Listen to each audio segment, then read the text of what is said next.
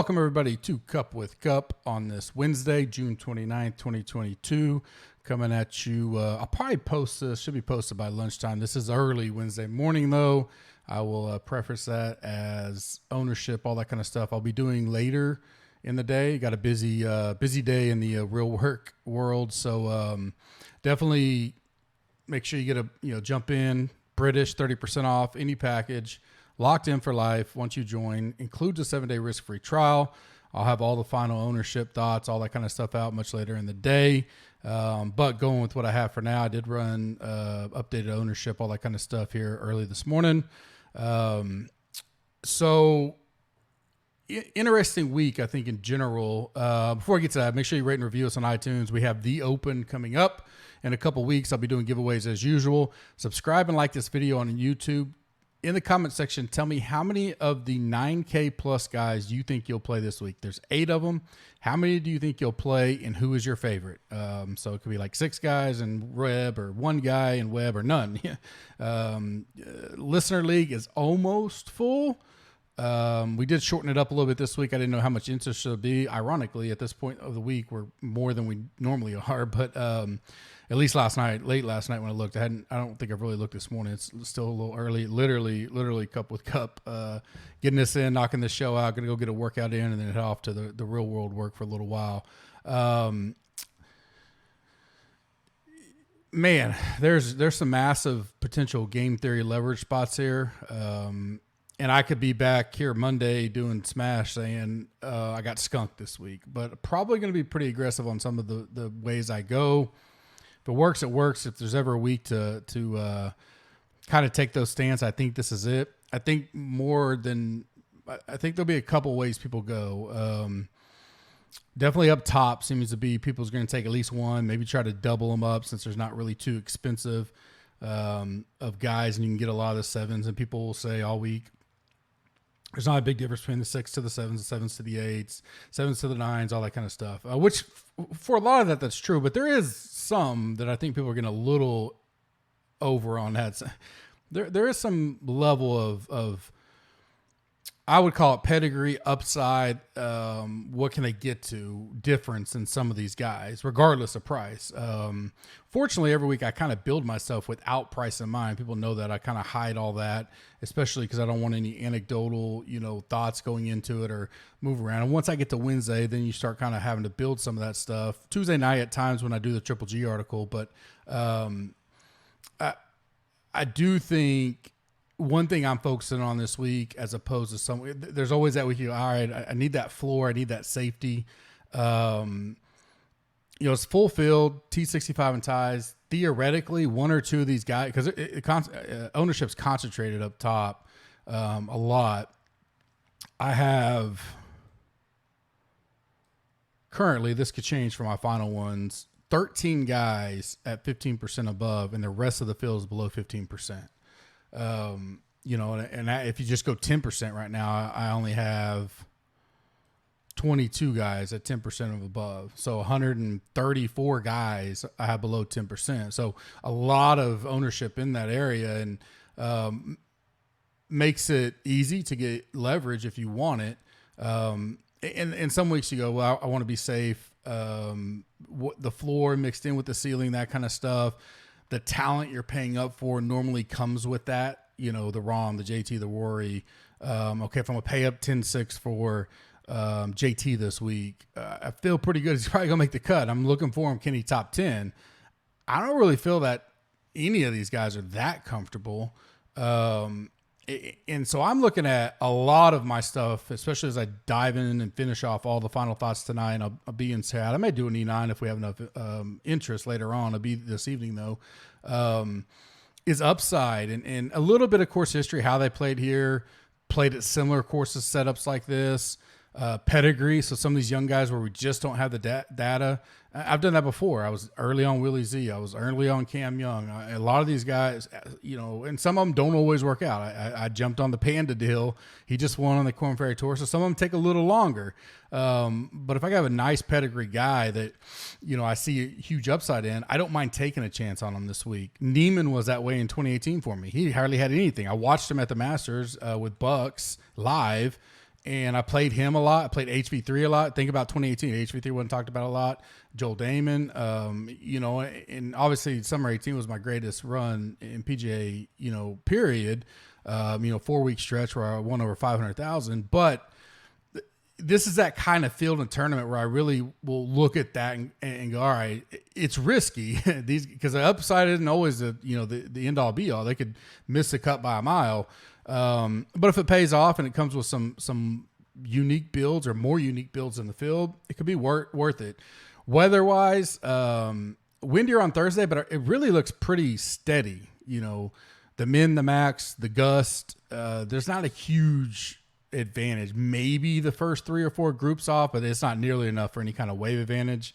If you want to look at some showdown, maybe, if you have a guy you really love early, but for the most part, it looks pretty consistent throughout the day. Some rain overnight into Friday, a little bit of rain, hit or miss Friday, really. It's 30-40%, could have some lightning, a little bit delays, but the wind looks a lot calmer, but across the board. And the chances of the rain and all that is so spotty. I'm not playing any weather advantage this week at all. Probably not even for round 1. I'll just play my guys and see how it shakes out. Trent needs to be the highest right now. Webb, Hadwin, Stevenson, Stallings, Thigala. No big surprise there. Thigala, you could sub out with 4 or 5 other guys that are right there behind him. Rogers, Davis, McNeely, Shank, those kind of guys. Moving up for me, I'm not going to regurgitate the guys that we know about. Lahiri, he's let me down. I've been playing him a decent amount. I do think it'd probably be a little bit lower owned guy right there in the bread and butter this week. That 73 to 7,800 range. There's a lot of guys that people are going to target. So I think he'll get overlooked a little bit. He does have the upside. We've seen it before. We've seen it this year. I like him. He's kind of moved up the board for me. Nick Taylor is a guy that's moved up for me. I think, again, 7,500 in that bread and butter zone where people are going to drop, whether they're doing a hybrid balanced or a double 10K or one 10K, a 9K, 2.8, something like that. This mid sevens is probably going to get peppered pretty good. I think he'll be one of the lower owned. High upside to me, but the floor isn't as good, and that's just kind of where I'm going with this week. CT Pan has played here twice, missed the cut on the number once, and then shot like 11 or 12 under the other time. Tee to Green's been great here. I'll take my chances there. Deep dive putting, he was 33rd in the field too, so I don't mind that. And then Champ's kind of a guy that, you look at his form leading into any time he's won, and there's just nothing that sticks out that says, oh, he was on the verge of winning. And right now, there's nothing that sticks out that says he's on the verge of winning. He does go out early tomorrow. Doesn't really factor to me, but maybe he gets off to a good start. When he normally gets off to a good start and gets going, he kind of rides that the whole week. But he's going to be 5% or less in that 8,000 range. It will get to leverage and win. He's clearly the lowest owned in the 8K range. So I do like that this week. Fade, move down. I know for a fact I'm fading Webb or Hadwin, potentially both, most likely both. I could see him being 45 to 55% combined own. And they're the 2 highest price. It's just normally not my cup of tea in any week. And this week especially, I just can't do that. And if they're, both finish top 10, one of them wins, I look like the loser Sunday night, that's fine. But when I can get that much leverage on a field where we're not talking about Fade Rom at Mexico or, Rory at the Canadian Open when there wasn't some of those instances where, and I faded Webb at the Webb course, can't remember, where his daughter's named after Wyndham, I think, one of those where he was clearly the chalk, 30+%, just kind of similar to this week, faded him completely. And I think he won or finished top 5 or something. And, didn't go well for me that week. I'm willing to take those chances. McCarthy is a guy I'll fade. He was all over the place at the US. So great finish. He scrambled and putted lights out. He could do that again this week, but just pure everything else. He's just not very high up in my model. And if he's going to get that 14 to 16% ownership at 9,900, I'm good to fade there. And then Todd. Todd just doesn't rate up very well here. He hasn't played well here. He hadn't played very often, but he hadn't played well.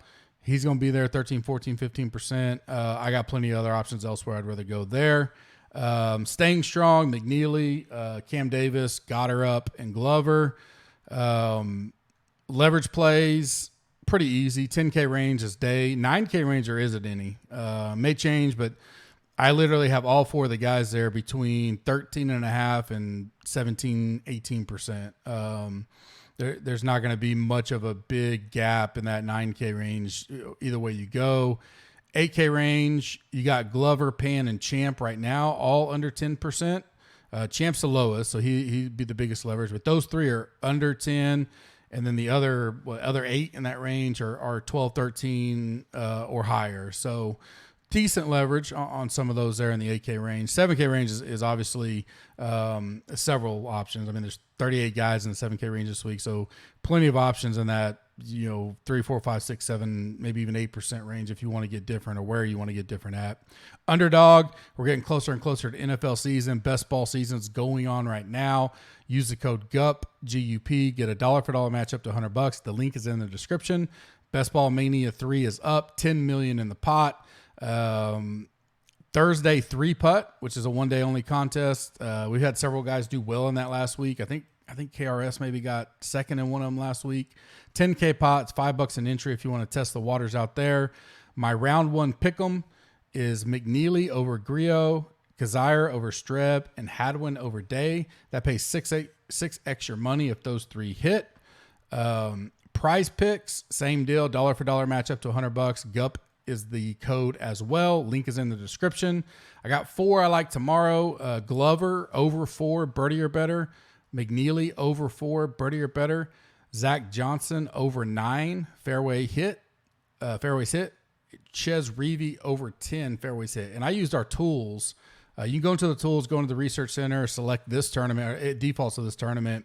And I just went to the leaderboard and went to driving and pulled up, several guys. But those two guys, I think they had tied or been better than their numbers, Zach and Reavy, like 89% of the time in the rounds they played here or something. So I really like those over 9, over 10 there for those two. Again, link is in the description. Use that code, get you a free $100 as we keep rolling with prize picks. Big weekend this week with UFC, NASCAR, all those. We toss them around there all the time, especially when we get the football, college football, and NFL will be big as well. My final 5 one and done: Patrick Rogers, McNeely, Cam Davis, Degala, sorry. And then I would probably, if you have like Webb, if you got a pretty good lead, you're up there. I don't hate if you want to go Webb or maybe even Hadwin or something like that. Me personally, I don't mind taking a chance on does Glover go back to back? Probably not. But if you like a Glover, a Champ, maybe even a Stallings, even though they're kind of popular this week, maybe you do that. If you just want to, hey, I think Webb's going to top 5 this thing, I'm just going to use them because I hadn't used them anywhere and I'm not going to use. I don't mind that at all.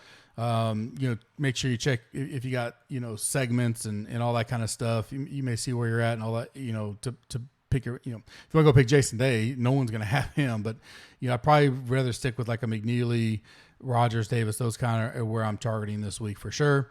Again, use the code British, 30% off any package. It's locked in for life. It upgrades with you. So if you want to try a week, you get a free week and then a week. So you basically get 2 weeks for that one price. You don't get charged until 7 days. If you cancel before then, you never see a charge.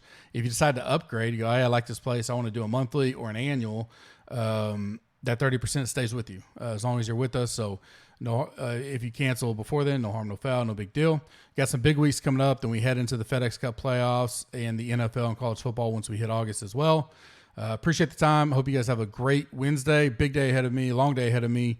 I will see you guys later on this evening with questions and final thoughts and answers and all that for the premium members. Have a good day and talk to you later.